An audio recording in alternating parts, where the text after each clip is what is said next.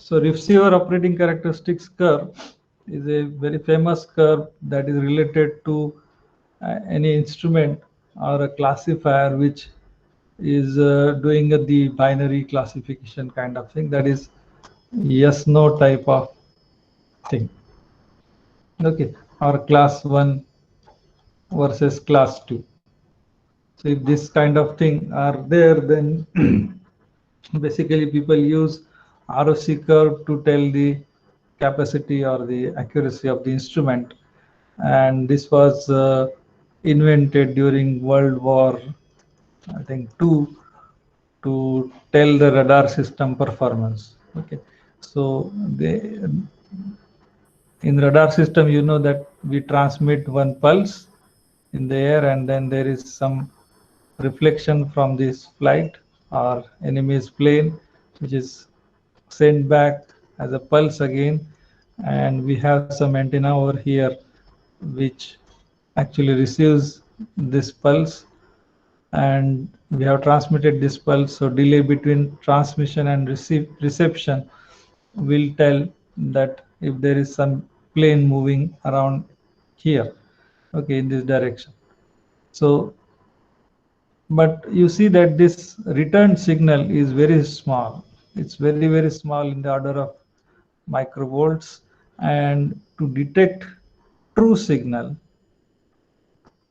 and false signal is very difficult. That is because of the addition of noise in due to environmental conditions. This return pulse or reflected pulse is highly distorted. Okay, and the signal to noise ratio of this signal is very poor. In that situation, you can imagine that this is, say, these are two signals. This is a false and this is true signal, and you have to set some threshold somewhere that beyond this amplitude you have true signal, okay, or a positive signal. But you see that there is a small portion of false signal which is coming as true signal. So this means that there is no plane in air, but still your system or radar system is giving you a false alarm that there is some plane moving around. So this is a false triggering, and you may be firing some anti-aircraft missile to counterattack this particular false attack. So you may be losing a costly missile. So it may cost you maybe billions of dollars. Okay, so this false alarm is very important. It may cost you a lot. And there is another situation. Suppose you can think about this portion, this other portion, that there is really a signal coming from enemy's plane, but you are saying there is no plane. Okay, so if I zoom it properly, see there are two regions.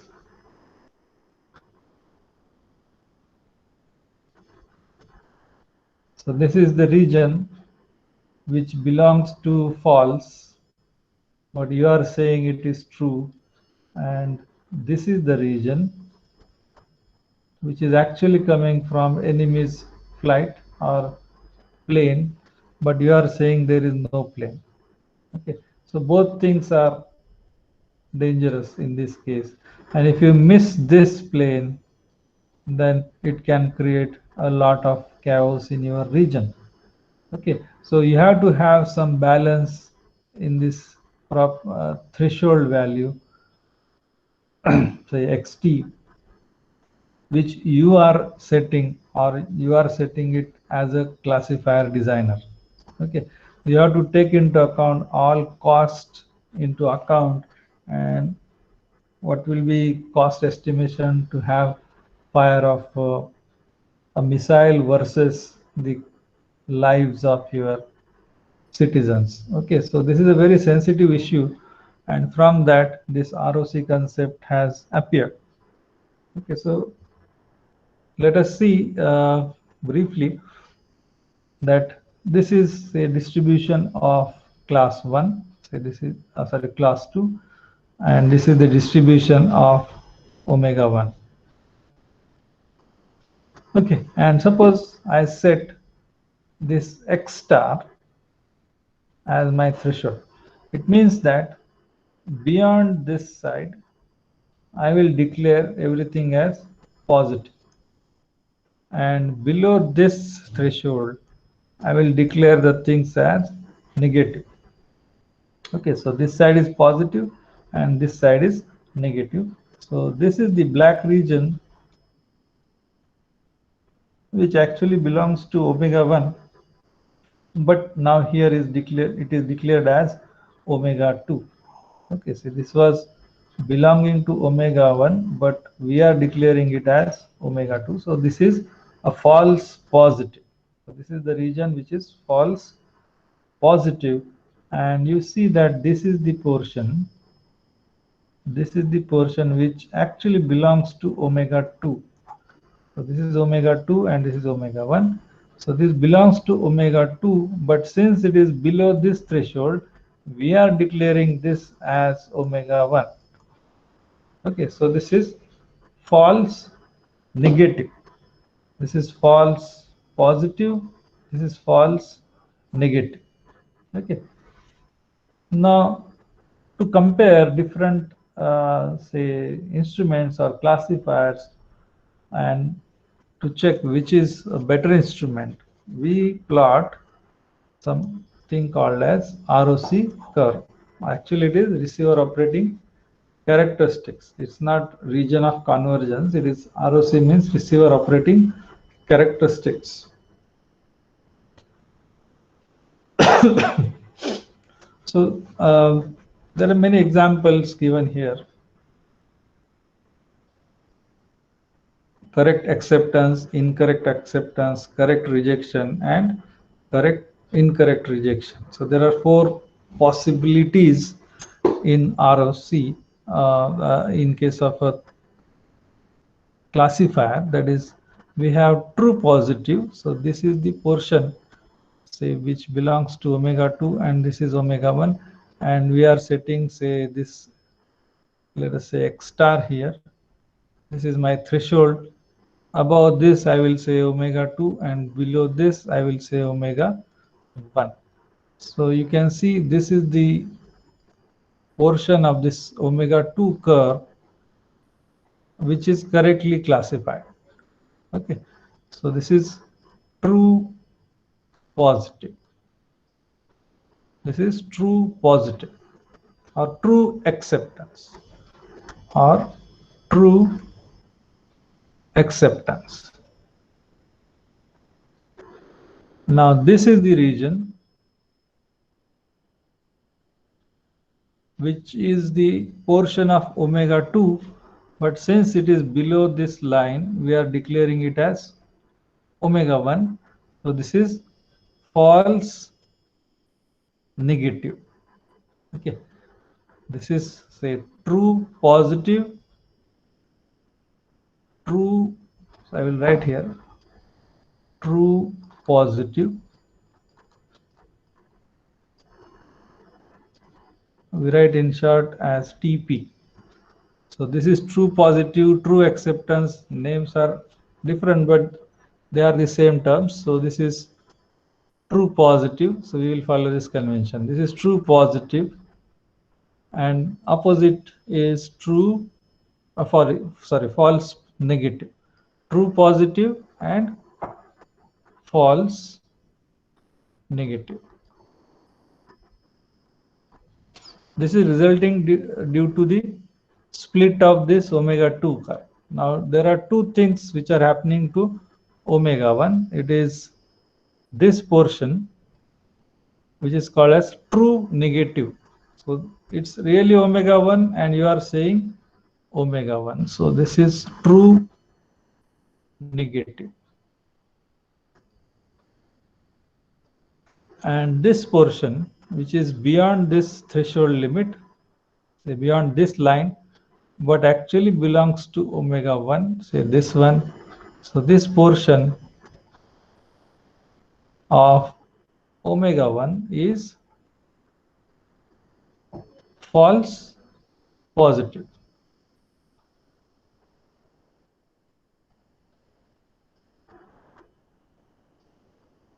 Okay, so I just repeat.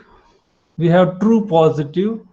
True positive means you belong to omega 2 and you are being declared as omega 2. Then you are true positive. When you belong to omega 2 but you are declared as omega 1, then it is false negative. Okay, then you have omega 1, that is you belong to omega 1 and you are declared as omega 1, then it is true negative. But the opposite case will be you are omega 1 but you are declared omega 2, then it is false positive. Now what we do is we plot the curve between two things, that is false positive on x-axis, the false positive rate, and on y-axis we have true positive rate. Okay, so let me rub this.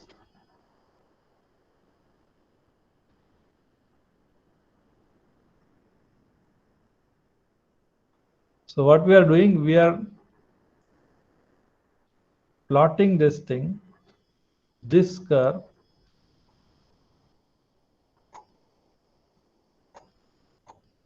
so this portion of the curve is true positive,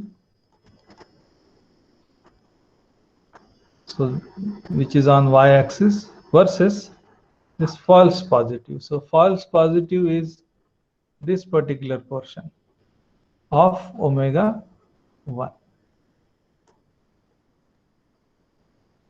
So this will go on y-axis and this portion will go on x-axis. Okay, so you can see this is x-axis and this is y-axis. So this is true acceptance and false acceptance. Now you will see that we have here different T's, are actually these are thresholds. For every threshold there is some you can say curve. So this is the distance between two classes actually. So let us take one example so that these things are more clear. Now suppose I take this is omega 1 and omega 2 is quite far. So this is omega 2. So this is some ideal case where omega 1 and omega 2 are quite separated, and this is your x variable. And now suppose I start, let us say from this end, this is my x star. That means everything above this point I am declaring it as omega 2, and anything which is below this point is omega 1. So what will happen for whole this curve, this is the omega 2 curve, every portion is properly classified. All the points of omega 2 are classified correctly 100%. Okay, so true acceptance or true positive is 1 in this case. Everybody is properly classified. What will happen to omega 1? So actually this belongs to omega 1, but since it is more than this threshold value, it will be completely classified as omega 2. So this whole portion is wrongly classified. And what is that? It is false positive. Okay, this is false positive and this is true positive. So this is equal to 1 and this is also equal to 1. So when X threshold is kept here and the classes are separated, so there is a quite good amount of distance. So this is the distance between two classes. So this D is quite good. Then you have true positive equal to 1 and false positive equal to 1. So on this graph, this is the point 1, 1, where this is false positive and this is say true positive.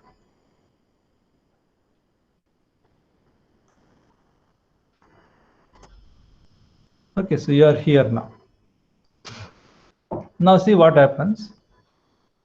I just push this threshold towards right hand side. So I just keep this, suppose here. I'm keeping my threshold here. So what will happen? So if I keep my threshold here, this much portion of my omega 1 is now correctly classified and this portion is wrongly classified. This is classified as omega 2, but actually it is omega 1. So my false positive is now reduced. Okay, and true positive is same. So I will be traveling in this direction. Okay, I will be traveling because my false positive is reducing. When I move in this right hand direction, my point on the curve is moving towards left hand side. Now if I keep my threshold exactly here, what will happen?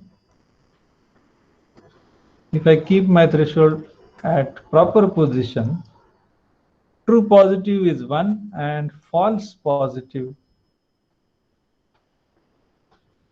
is equal to 0. So no portion of omega 1 is declared as omega 2. So omega 1 and omega 2 are neatly classified. So there is no confusion now. Okay, so they are correctly classified. In that case, you will be landing to this particular point. Remember, this point is very important. Here, true positive is 1 and false positive is 0. And this is true positive is 1 and false positive is also 1. Okay. So this is the case number 1. When you have this situation. Now suppose I have another situation.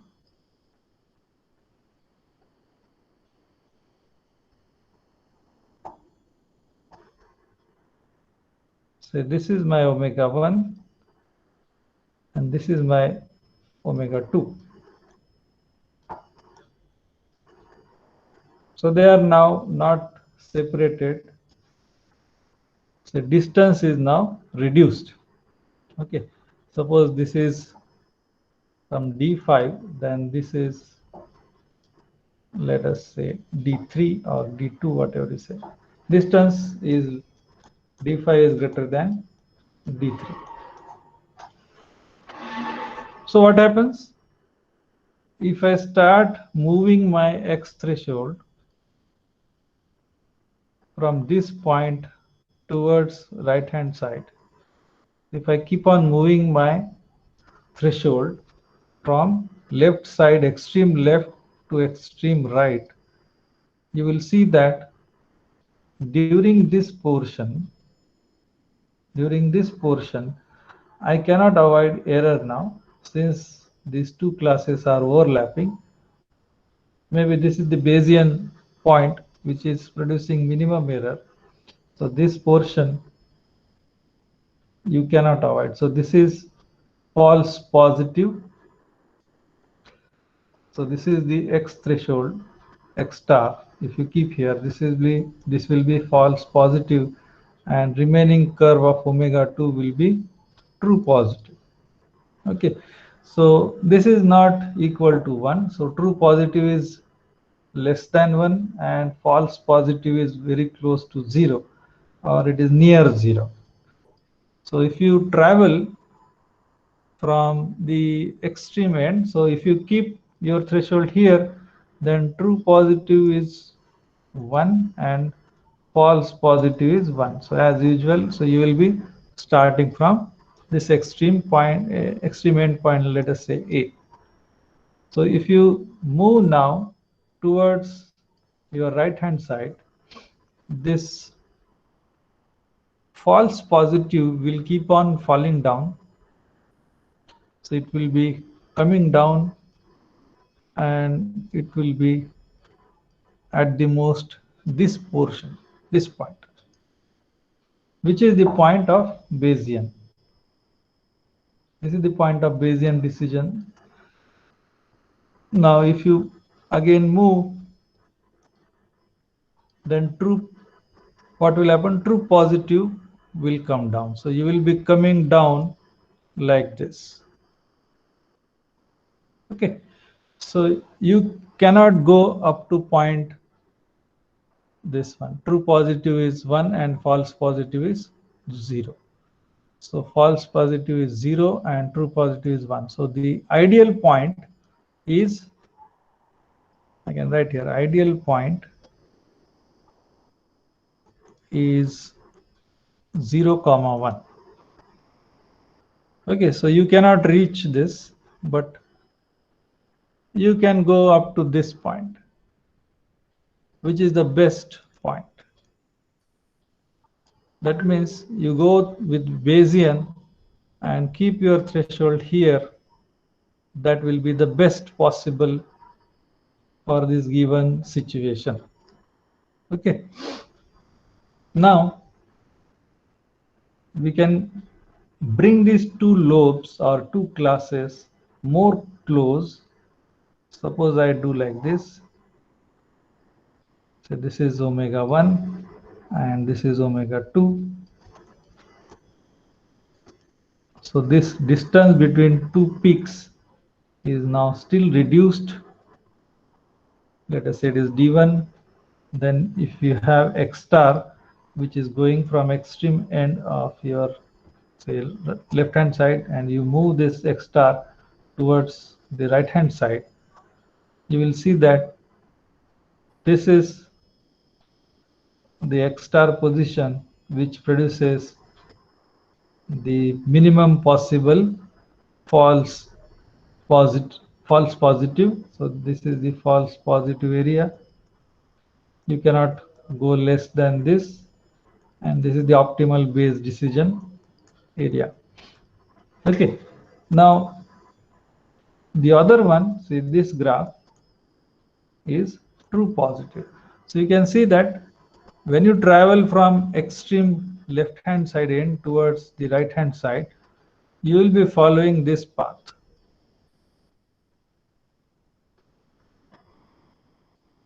And the best possible point is this one. And if you keep on traveling towards your right, you will fall down at 0, 0. Okay, So extreme threshold, suppose, is if I put here X threshold, what will happen? True positive is 0 and false positive is also 0. Okay, so this 0 0 is also not desired point. Let us say C point here, and this point A is also not desired one. The desired one is this B dash or B double dash. Actually this point B point, which is the desired point, ideal point, which is 0 1. Okay, so as for which one is good classifier, say curve number 1 or curve number 2 or curve number 3. Suppose I rub these things, we have now 3 curves rather here. Say out of this D1, D2, D3, which one is good? So the curve which is very close to this ideal point, say this distance, if it is less, then the curve is better. So the good equipment is this one. This D3 equipment is good one compared to D2 and D1. Okay, so this distance, if you are bringing it down, then curve is falling down. So if you bring these two things more close, then you may have another curve like this. Now suppose I take the worst case, that this is omega 1 and omega 2 is also same. Okay, so hardly there is any difference between omega 1 and omega 2. So they are same. Then you will have this line. This is the worst possible classifier. So this portion is true positive and same is false positive. Okay, so true positive is equal to false positive. So that means this is a straight line between them. So this is the worst possible classifier. Okay, so the classifier actually uses features to represent the situations, false situation or positive situation, and say for this curve number 1, you have extracted such features that they are quite separate. They are quite separate and you have very good result because of their separation. So you can easily find out which is class 1 and which is class 2. So this X obtained in instrument number 1 is good. Your sensors are costlier sensors, so they are very sensitive and you have very good X representation. So this instrument will be costlier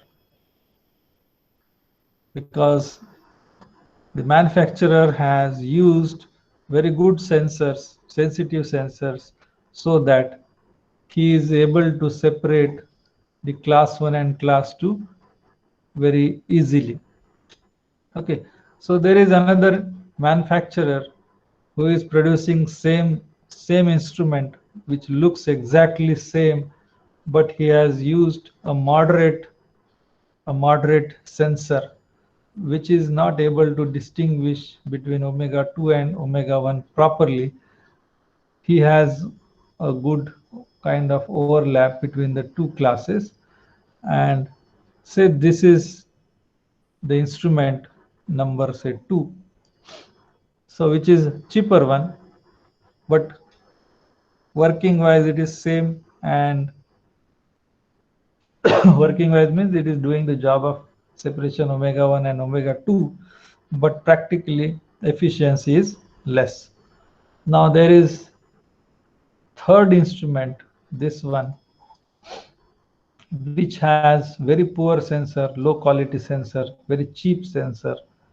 and this has very good amount of overlap between omega 1 and omega 2. Then you have this ROC curve number 3. Okay, and this is the fourth situation, which is the worst condition, that the sensor is not able to recognize or differentiate between omega 1 and omega 2. For both of them, the signals are coming same. So this is the graph number 4, which is the worst condition. So this is the worst condition. You should have the instrument which is moving away from this worst condition.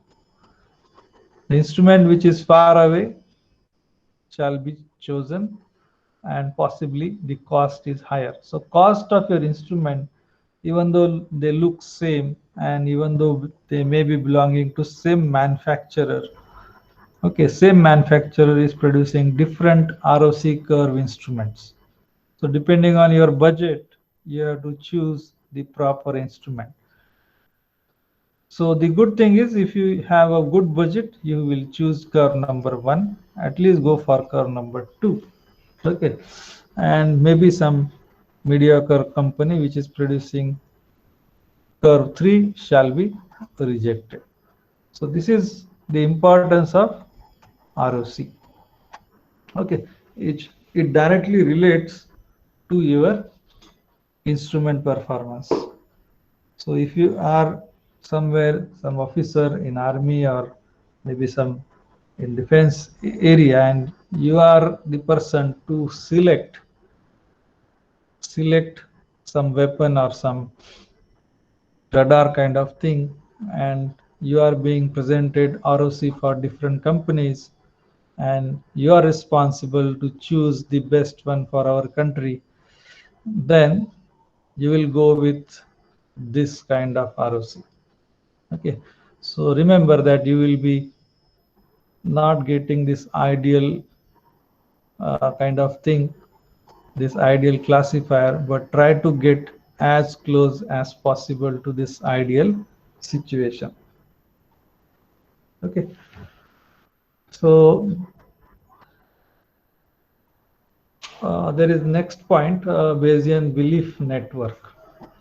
I think I should start this tomorrow, so we will stop here. So this is another network which is based on Bayes rule that we will see tomorrow.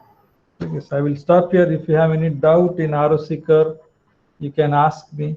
This is very important. Don't say it is region of convergence. So if I ask students, many of them, they say ROC means region of convergence. It is not region of convergence. It is receiver operating characteristics. Okay, so I think I should stop here. We will see next part tomorrow. If you have any doubt, you can ask.